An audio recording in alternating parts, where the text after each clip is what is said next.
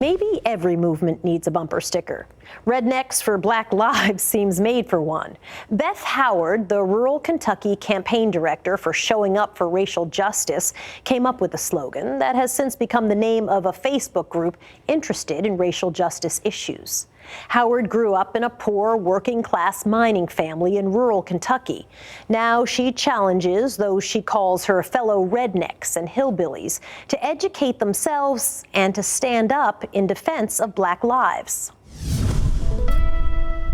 I'm talking with y'all today, my fellow rednecks. My name is Beth Howard. I grew up in a majority white working-class community in rural eastern Kentucky. I'm a hillbilly and a redneck, and I'm showing up in defense of Black lives.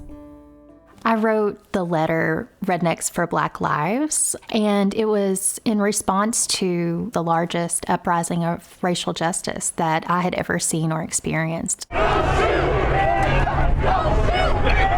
And it was happening in the wake of the police murder of George Floyd and Breonna Taylor.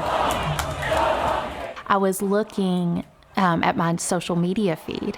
I kept seeing so many people from Appalachia, beloved people in my life, sharing things about what was happening in the uprisings and about police murders of Black people, things that were false and things that were very hateful. It was heartbreaking.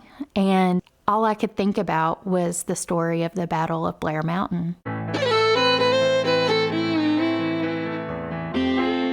A multiracial group of 8,000 miners fought coal company operators to unionize.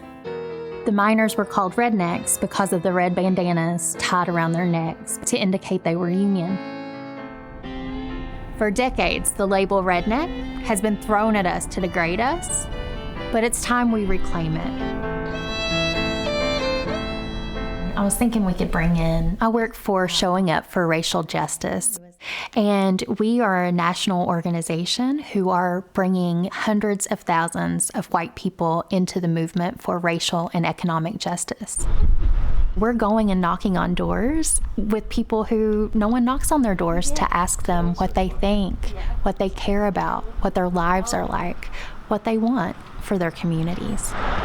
We're told to blame Black folks, immigrants, and people of color for our suffering. Hello.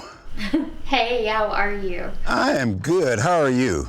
Jerome Scott became my mentor because he was playing an advisory role in some of the work I was doing in the South.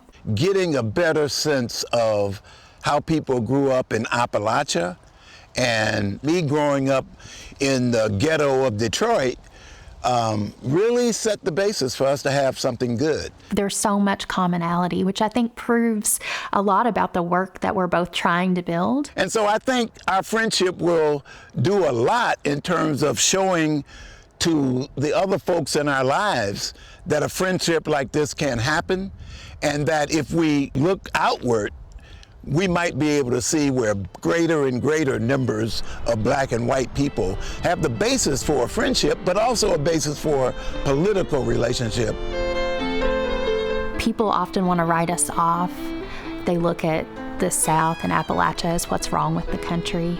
I know we can be some of the fiercest fighters for racial and economic justice in the country.